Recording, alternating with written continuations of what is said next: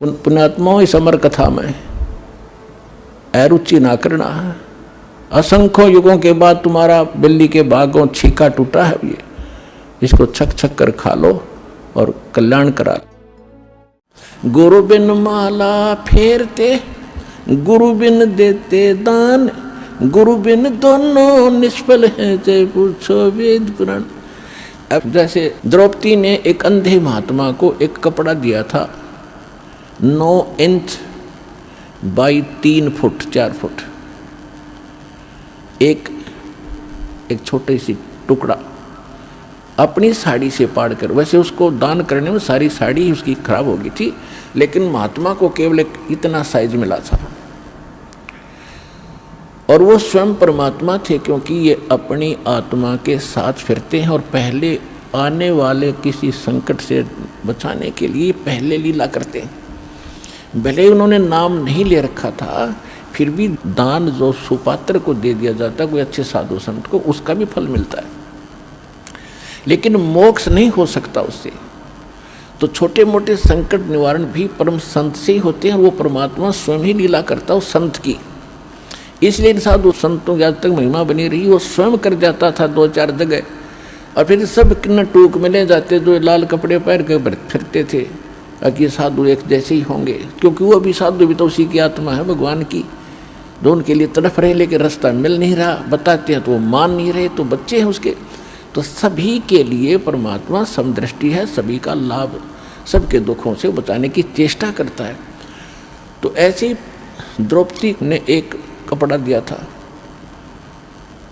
और परमात्मा ने आशीर्वाद दे दिया था, बेटी आज तने मेरा पर्दा बचाया है, मेरी इज्जत रखी है। क्योंकि वो साधु था, जल में खड़ा था, नहा रहा था, अंधा था, और कपड़ा कोई था नहीं तन पर, ओनली एक लंगोट रखता था पर्दे पर, एक लंगोट, कोई कपड़ा नहीं था। गर्मी के मौसम थे, गंगा में नाव था। स्नान करते समय उसकी वो लंगोटी भी हाथ से टूट गई, वो छूट गई।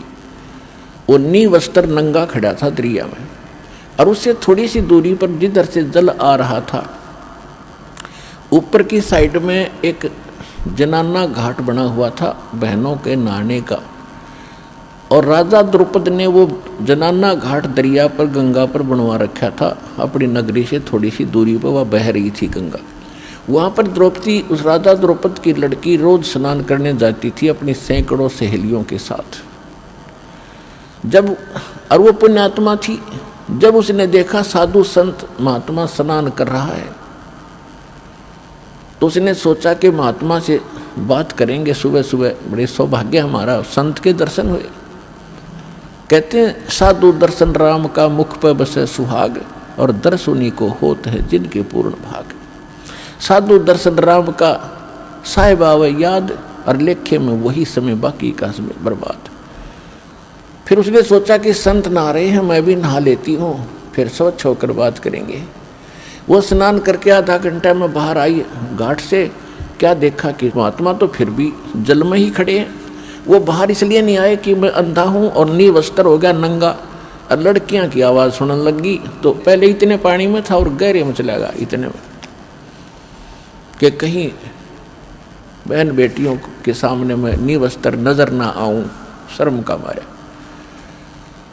अब वो कुछ नहा नहीं रहा था, वो ऐसे हाथ मार रहा था, वो सोच रहा था कोई कपड़ा बहता हुआ आ जाए, मैं लपेट कर बाहर निकलूं।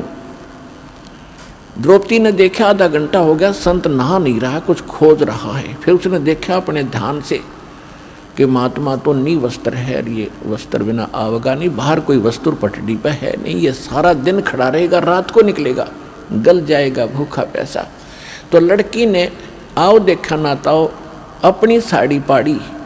राजा की लड़की की कितनी कॉस्टली साड़ी होती है, कीमती साड़ी, कपड़ा होगा ये विचार कर लेना। और उसने उस इतनी कीमती साड़ी और संत के लिए पाड़ कर डाल दी। एक लकीर, एक बिलहात की, यानी 9 इंच लगभग, कोपीन आकार की, और पाड़ के, और 3 फुट चौड़ी लंबी, पानी में डाल दी। बहता हुआ वह साथ से निकल गई, लेकिन महात्मा ने दिखाई नहीं था, लीला थी उनकी, और निकल गई। 7-8 बार ऐसी साड़ी पाड़ पाड़ के, एक बिलहात यानी 9-9 इंच 7-8 बार पाड़ के डाल दी, लेकिन साधु के हाथ नहीं लगी, वो साइड से निकल जाती थी, उसको दिखाई नहीं देता था। तो यह लीला भी भगवान कर रहे थे कि इसके कर्म बनाऊं, इसके कर्म बने या इसका एक कैर टूटेगा, वो बचे क्यों करे इस बेटी का। अब देखो पुण्यात्मा, लोभ लालच करे तो ऐसा करे, बेईमाना करे तो ऐसा करे। उसके साथ और भी सहेली थी, नौकरानियां थी। उन नौकरानियों को भी कह सकती थी कि एक साड़ी का टुकड़ा डाल दो महात्मा के लिए, तो एक साड़ी का 2 साड़ी डाल। उसने पता था, नौकरानी को मालूम है आज अपनी राजा की लड़की के कहने से हम थोड़ा सा टुकड़ा साड़ी का देंगे, 2 साड़ी देगी, जाते ही 2-3 धोती देगी, बढ़िया, तो वो डाल सकती थी। लेकिन उसने उनको नहीं दिया, क्योंकि उसको मालूम था कि मैं पुण्य करूंगी अपने हाथ से मुझे मिलेगा, ये करेंगी तो इनको मिलेगा। इतना अध्यात्म ज्ञान उन बच्चों को उसमें दिया जाता था। मैं रोटी खाऊंगी मेरा पेट भरेगा, ये खाएगी इसका भरेगा। तो उसने ये बेईमाना लालच कराया। तो लोभ करे तो ऐसे करे, दान धर्म करने का स्वयं करे, अपने डट के करे और सेवा करने का। तो इसी प्रकार जब उसने 7-8 को पीन के ऐसे डाल दी, नहीं हाथ लगी, फिर उन्हें सोचा निकट न्यों नहीं जावे थी कि कहीं महात्मा को आभास ना हो जाए कि लड़की है ये जो कपड़ा डाल रही है निकट आएगी, तो कहीं ये आगे को ना सरक जा दरिया की तरफ और बह जावे, मर जावे, यो तेज धार में बह के। बोल इसलिए नहीं रही थी, इसलिए उसने एक लंबी लकड़ी उठाई जंगल से, उसके फिर एक और टुकड़ा पाड़ा, फाड़ के उसके लपेटा और धीरे धीरे साधु संत के हाथ के निकट कर दिया, जहाँ वो ऐसे हाथ मार रहा था। जब उसके हाथ लग गया, उसने तुरंत उसको पकड़ा मजबूती से। फिर उसने देखा कि ये वैसे कोई बहता हुआ कपड़ा नहीं है, ये तो स्पेशल साइज पाड़ कर साड़ी का दिया हुआ है, और बेटी भी आस पास ही होगी। वो तो अंतर्यामी थे, लेकिन लीला जो भगवान करते हैं, जैसे 120 वर्ष धानक रूप में, जुलाई रूप में काशी में रह गए, कोई आज तक नहीं समझ पाया वो भगवान थे। आज समझ में आ गया कि वो परमात्मा थे और हैं और रहेंगे। तो ये लीला ऐसी गजब की करता, कोई सोच भी नहीं सकता यूँ भगवान हर रहे कैसे। अंधे की लीला कर रहे थे, अंधे वाली करी पूरी। इस काल को भी धोखा देता है, यही वेद में लिखा है। और यही नानक साहब कहते, ए ठगवाड़ा ठगी देश खरा सियाणा बहुता बार, ये धारण के रूप रहा करता। और खुद कहते भगवान सोचल सीधर मैं करूं अपने जन के काज। तो द्रौपदी जब उसने वो टुकड़ा लिया, देखा कि हाँ ये तो किसी लड़की बेटी ने दिया है, तो कहा बेटी आज तैने मेरी इज्जत रखी है, भगवान तेरी इज्जत रखेगा और तुझे बहुत ज्यादा दे। अब उसका वचन कैसे टले, तो सुपात्र को दिया दान। इस संसार में आने वाले कैर से भी कुछ ऐसे कर्म हैं जो दान से ही कटते हैं, कुछ ऐसे कर्म हैं जो सेवा से ही कटते हैं, कुछ ऐसे पाप कर्म हैं जो आपके आरती सिमरन सत्संग सुनने से कटेंगे, कुछ ऐसे कर्म हैं जो दान धर्म करने से और हवन यज्ञ करने से कटेंगे, कुछ ऐसे कर्म हैं जो दंडोत प्रणाम से ही आपके नाश होंगे, कुछ ऐसे पाप कर्म हैं जो सिमरन से ही कटेंगे। तो हमने सारे फार्मूले अपनाने अपने अंतःकरण को दौड़ने के लिए, साफ करने के लिए। तो वो तरीके सारे के सारे आपको यहाँ मिलेंगे और पृथ्वी पर नहीं हैं। इससे आपका अंतःकरण भी साफ होगा, जिस कारण से आपको इस जीवन में भी सुख होगा और मोक्ष भी मिलेगा।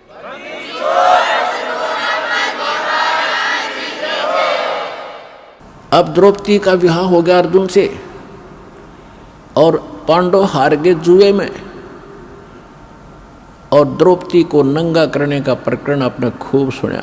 दुशासन को आदेश दे दिया दुर्योधन ने कि इसको नंगा कर दे बड़ी सभा में,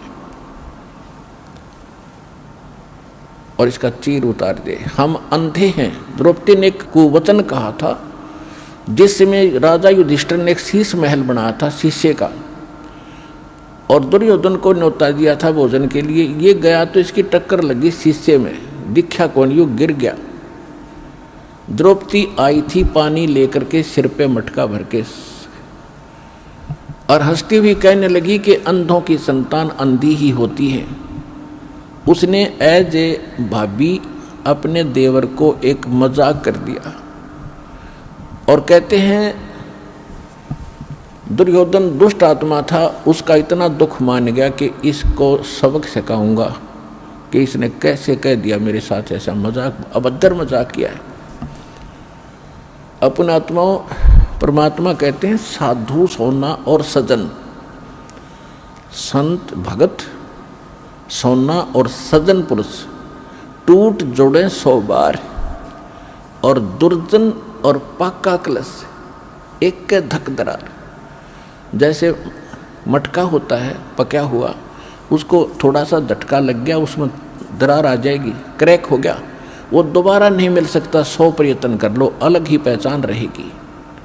इसी प्रकार दुष्ट व्यक्ति एक बार थोड़ा सा भी कोई बात होगी, वो कभी वैसा नहीं हो सकता, वो अपना कुबद मन में जरूर रखेगा, बकवाद करे बिना रह नहीं, उसमें इतना दोष होता है। और भगत संत साधु और सोना और सजन, सजन पुरुष भद्र पुरुष टूट जोड़े 100 बार। जैसे सोने का आभूषण बना दिया, अलग अलग टुकड़े कर दिए, फिर उसको दोबारा आभूषण बनाया जाता है, निशान भी नहीं रहता ये कौन था, वैसा ही बन जाता है।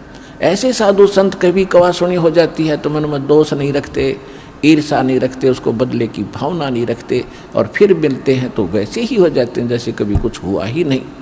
और दुर्जन, दुर्योधन दुर्जन था, एक के धक दरार, उसमें इतना क्रैक आ गया, वो मिटा नहीं, अपना नाश करा कर टिका, सर्वनाश कराया उसने। अब उसी आधार से उसने कहा कि दुशासन अब इसको नंगा कर सुबह में, हम तो अंधे हैं और अंधों की संतान है, हम कुछ देख थोड़े सकेंगे इसके अंग को, नंगा कर इसको आज। अब द्रौपदी, वहाँ कौन कौन विराजमान थे पुण्यात्मा, महाभारत पढ़ा करते आप, इसको बड़ा अनमोल ग्रंथ जान के, इसके अंदर जो इन पात्रों का जो गलत रोल था किसी का नहीं धरती पर हमने देखने नहीं मिला। भीष्म पितामह, द्रोणाचार्य और कर्ण, ये 3 ऐसे योद्धा थे जिससे सब कुछ कांपते थे। दुर्योधन भी कांपता था और वो सारे सभी कौरव कांपते थे। लेकिन उस सभा में वो सारे बैठे और विदुर भी विराजमान था, विदुर जो कौरव पांडवों का चाचा था। अब वहां पर जब उसको नंगा करने लगे, द्रौपदी ने सबसे पुकार की। पहले तो ये सोचा कि ऐसी गलती कैसे कर देंगे, सारी सभा में मुझे नंगा कैसे कर देंगे। भीष्म पितामह जैसे बैठे हैं दादाजी, और साथ में ये बैठे द्रोणाचार्य गुरुजी, और कर्ण जैसे महापुरुष अक्षत्रिय विराजमान है, ये कैसे गलती करेंगे।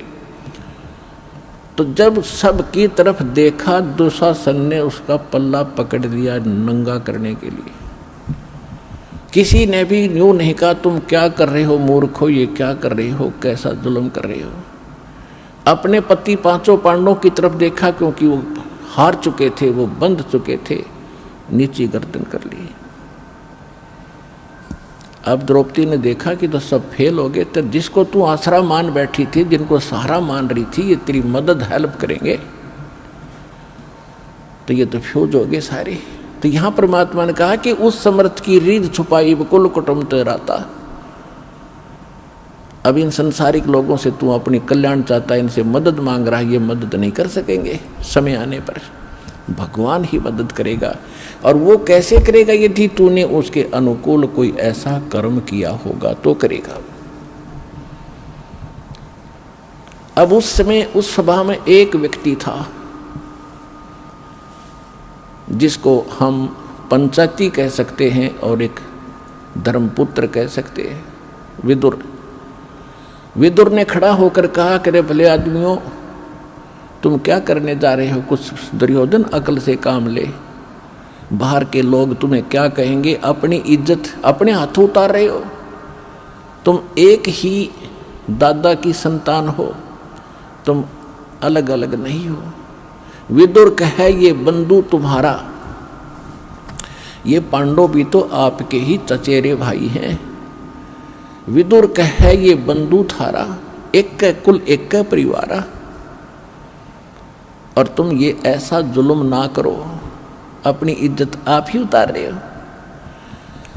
और कहते हैं जब विदुर ने उनको मना किया, रोकना चाहा तो थप्पड़ मारा, उसके मुंह पर थप्पड़ मारा कि तू तो पांडवों का चमचा है, सदा इन्हीं की ओर बोलता आया, जबकि नाते में वो चाचा था, सगा चाचा। कहते हैं विदुर के मुख पर लगा थपेड़ा, तू तो इन पांडवों का चेहरा, इनका चमचा है, नौकर। तू तो है बांदी का जाया, तू बांदी से पैदा हुआ ना, इसलिए तेरे अंदर अक्षत्री वाले गुण नहीं है, तू इतनी ही बोधी बात कहता रहा। तू तो है बांदी का जाया। जब ये शब्द उसने कहा दुशासन ने, कहते हैं भीष्म, कर्ण और द्रोण मुस्काया।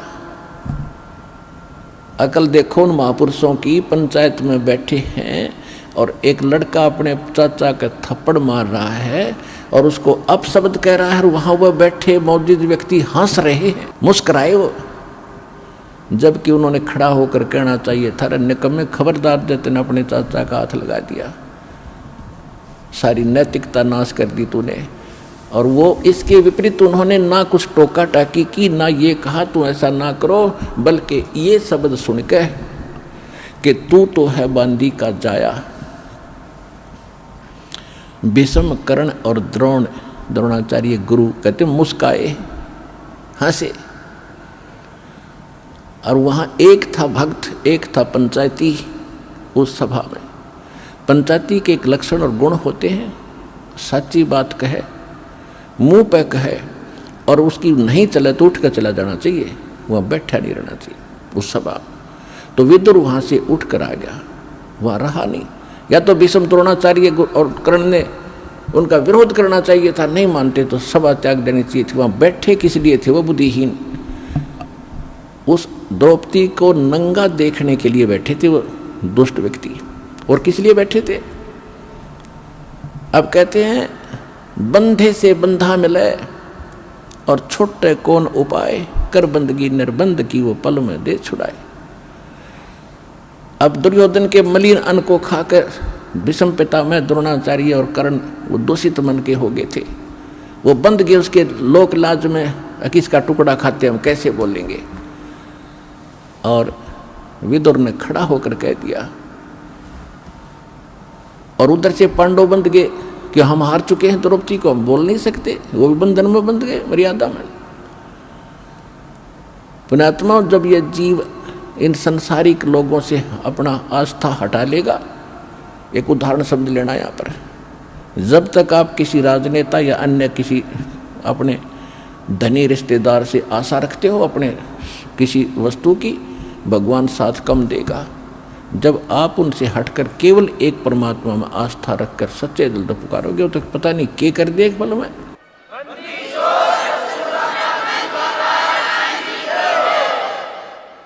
जब द्रौपदी ने देखा कि यहाँ कोई और साथी नहीं, तेरा मददगार नहीं है, तब सच्चे दिल से आत्मा रोई थी। ये भगवान आत्मा का साथी है, मन का साथी नहीं। मन तो पता नहीं क्या क्या बकवास चाहे, ये हो जा, वो हो जा, फलाना हो जा। जब आत्मा चाहेगी ना तो मालिक देगा आपको। ये आत्मा का साथी है, और मन है ये काल का एजेंट।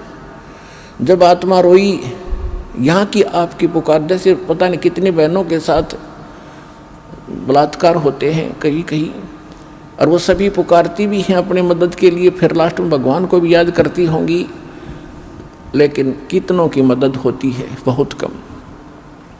कारण ये होता है कि हमने पहले कुछ ऐसा पुण्य नहीं कर रखा जिससे भगवान कोई कारण बना दे और हमारी रक्षा करते हैं किसी भी प्रकार से। तो द्रौपदी का मालिक ने पहले तो कारण बनाया, सौ छलछीदर मैं करूं अपने जन के काज, जो जन मेरी शरण है ताका हूं मैं दास, और गेल गेल लाग्या फिरूं जब तक धरती आकाश। अधिक जानकारी के लिए जगत गुरु तत्वदर्शी संत रामपाल जी महाराज द्वारा लिखित पवित्र पुस्तकें ज्ञान गंगा, जीने की राह बिल्कुल निःशुल्क मंगाएं। अपना नाम, पूरा पता हमें व्हाट्सएप करें। हमारा नंबर है 7496801823। Tell us what you think about this video and don't forget to like, share and subscribe.